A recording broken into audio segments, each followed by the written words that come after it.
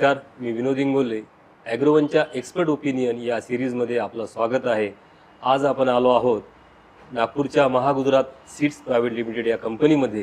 ही company soybean, मका, धान, बाजरा यासह विविध पिकांमध्ये काम करते, बियाण्यांचे उत्पादन करते. या कंपनीचा विस्तार देशाच्या 11 राज्यांमध्ये झाला आहे. आज आपण संचालकांशी संवाद साधू. माझ्यासोबत आहेत कंपनीचे संचालक आतिशजी अग्रवाल आणि सुमितजी जोशी. सर नमस्कार. नमस्कार. बाजारात बियाण्यांच्या किमती वाढत आहेत सातत्याने आणि दरवर्षी त्यात वाढ होत आहे काही प्रमाणात. त्या तुलनेत शेतकऱ्यांना उत्पादकतेची हमी मिळत नाही. यामागे नेमकं कारण काय सांगाल?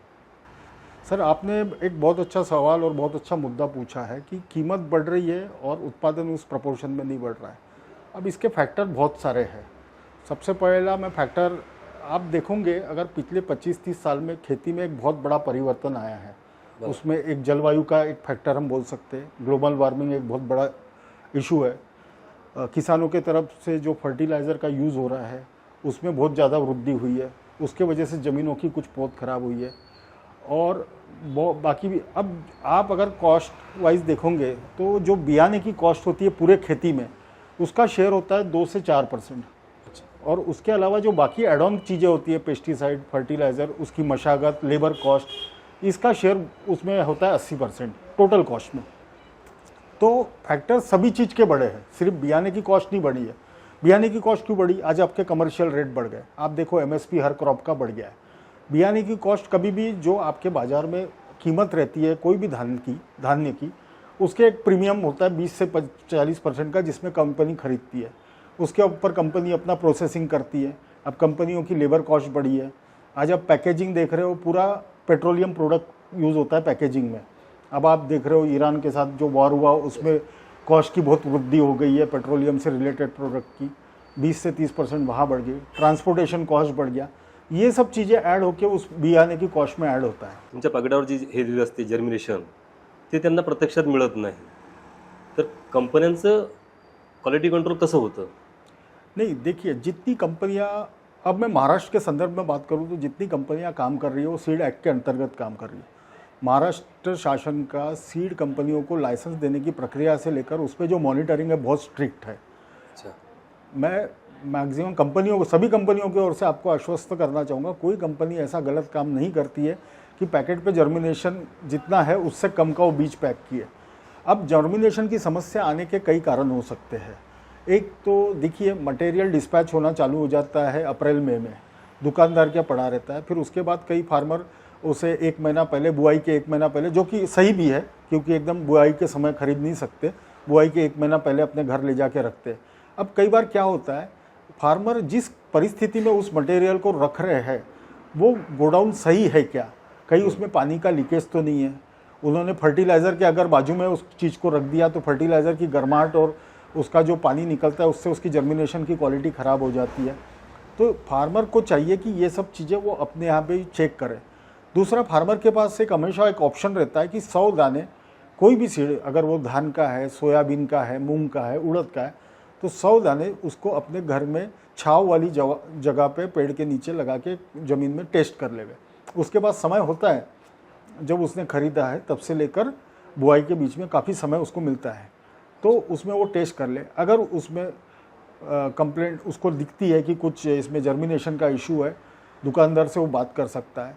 महाराष्ट्र के नियम इतने ज़्यादा सख्त है, कोई दुकानदार उस सीड को वापस लेने से मना नहीं करेगा और कोई कंपनी ऐसा नहीं बोलेंगी कि ये मैं वापस नहीं लेती हूँ. ये उसका हक है, बिल्कुल वो अपना जाके उसे कर सकता है, वापस कर सकता है. त्याच्या व्यतिरिक्त कंपन्या प्रत्येक लॉटला STLला म्हणजे गव्हर्नमेंट लॅब्सला पाठवतात.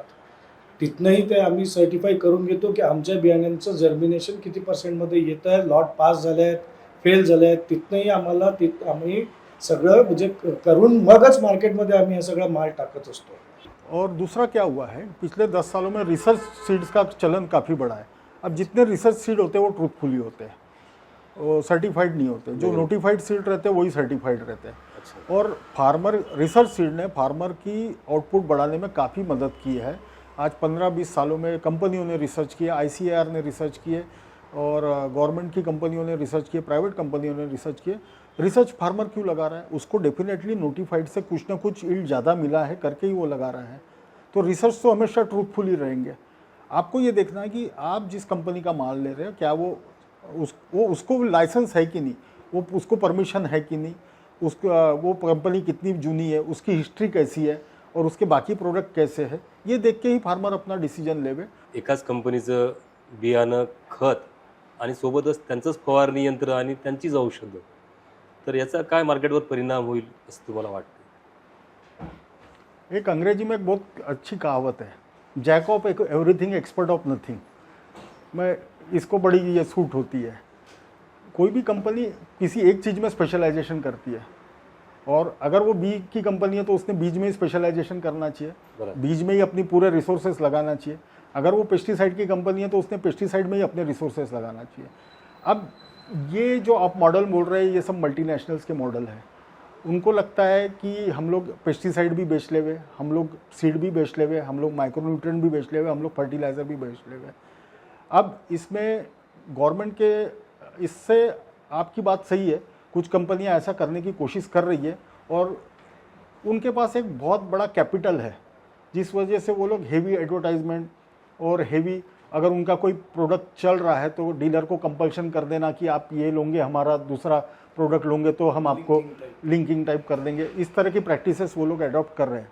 इसमें मैं थोड़ा सा प्रशासन से भी रिक्वेस्ट करना चाहूँगा कि नियम कायदे इस तरह से बनाए कि सभी कंपनियां उसमें बैठ सके। कुछ नियम कायदे कभी कभी क्या हो जाते हैं, इतने स्ट्रिक्ट हो जाते हैं कि बड़ी कंपनियां वो कर लेती है, छोटी कंपनियां उसमें कॉम्पीट नहीं कर पाती है। जितना अच्छा एक हेल्दी कंपटीशन मार्केट में रहेगा सीड में, उतने किसानों को ऑप्शन ज़्यादा मिलेंगे, उतनी कंपनियां अपने ब्रांड के प्रति तत्पर ज़्यादा रहेंगी, उतना क्वालिटी के तरफ कॉशियस ज़्यादा रहेंगी और उतना ऐसी प्रैक्टिसेस से मार्केट बचेगा।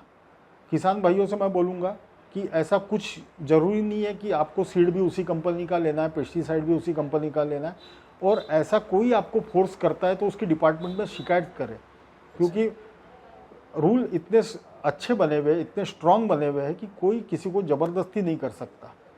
और जो चीज़ किसान को सही लगती है वो करे। जिस कंपनी का सीड उसे पसंद है वो लेवे, जिस कंपनी का फर्टिलायझर उसे पसंद है वो लेवे, और जिस कंपनी का पेस्टिसाइड उसे पसंद है वो लेवे। बियाणे उद्योग क्षेत्रात सारथी ॲप आणि नवीन कायदा जो येत आहे त्याची भीती खूप आहे, तर त्या कायद्याबद्दल तुम्ही काय सांगाल?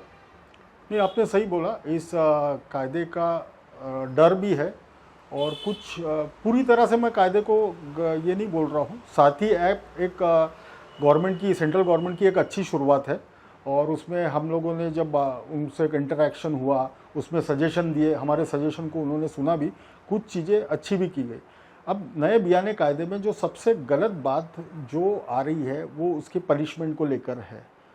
आप इसमें इस तरीके से ये कायदा बनाया गया है कि इससे ऐसी इमेज जा रही है कि सीड कंपनियां सारी की सारी गलत काम में है, या एकदम ही क्या प्राइस बहुत ले रही है और कुछ गलत प्रैक्टिसेस कर रही है। इससे ऐसी इमेज बनाने की कोशिश की जा रही है। मैं आपके माध्यम से गवर्नमेंट अथॉरिटीज़ को एक ये करना, इस कायदे पे एक पुनर्विचार की बहुत बड़ी ज़रूरत है।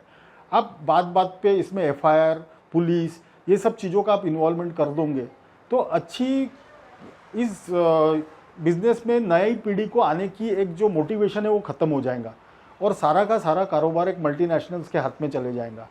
वो चीज़ से बचना है तो एक अच्छा हेल्दी एटमॉस्फेयर तैयार करना पड़ेगा।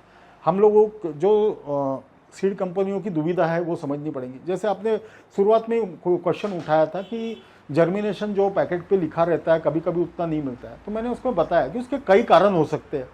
आप एक सैम्पलिंग के भरोसे आप किसी को जेल में डाल दोगे तो फिर ये सबको जेल में डाल दोगे तो रिसर्च करने के लिए बचेगा कौन, और अच्छा करेगा। और आप उस चीज़ को क्रॉस टैली कीजिए कि अगर आपकी लैब में फेल आया है कोई चीज़ तो सही में उस लॉट की कंप्लेंट्स इनको मार्केट से आई।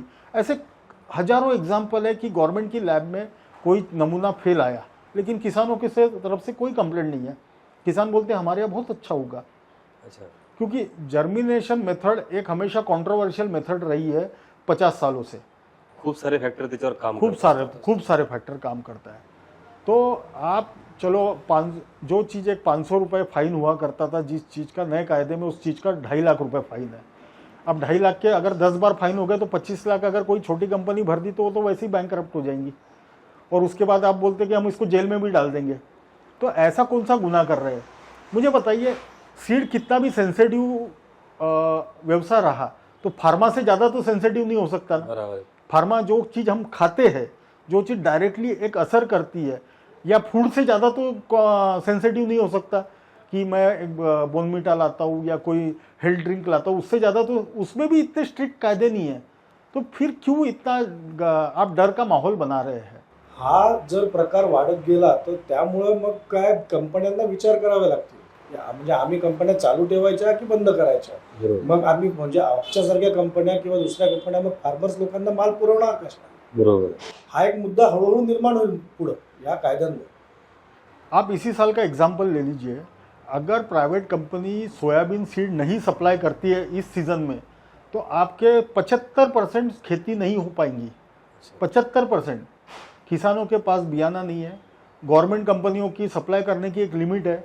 अगर आज आप प्राइवेट कंपनियां बोल देवे कि हम आज ये साल सोयाबीन सीड सप्लाई नहीं करेंगे तो 75% सोयाबीन की खेतियां खाली रह जाएंगी।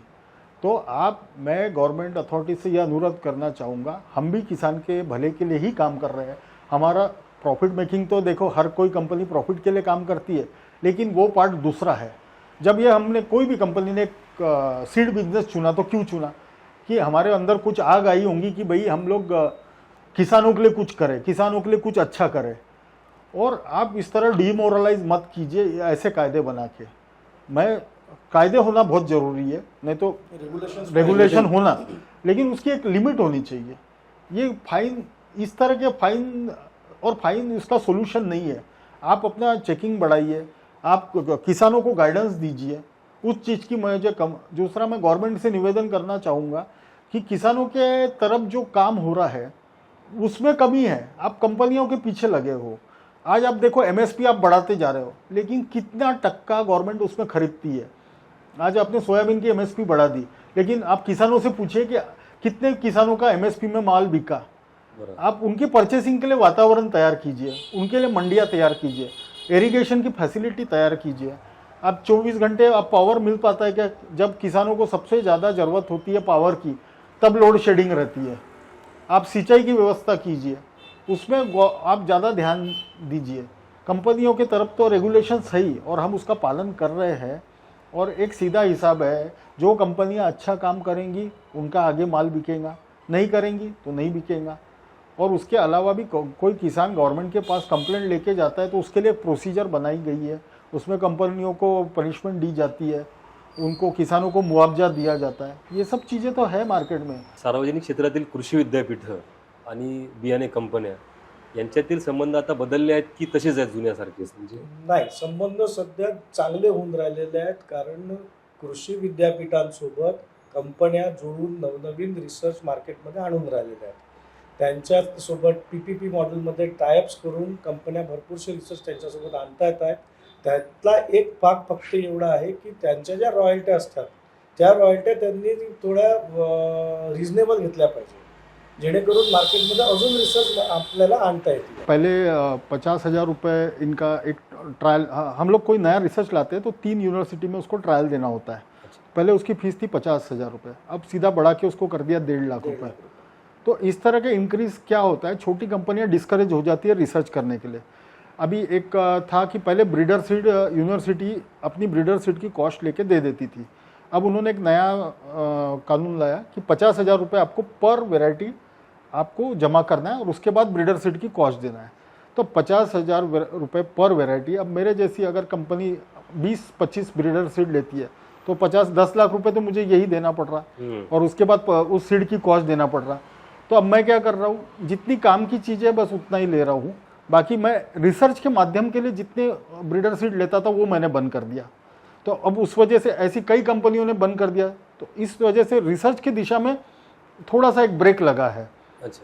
और लेकिन बड़ी कंपनियों को इससे फर्क नहीं पड़ता, तो वो लोग रिसर्च कर पा रहे, छोटी कंपनियां रिसर्च नहीं कर पा रही।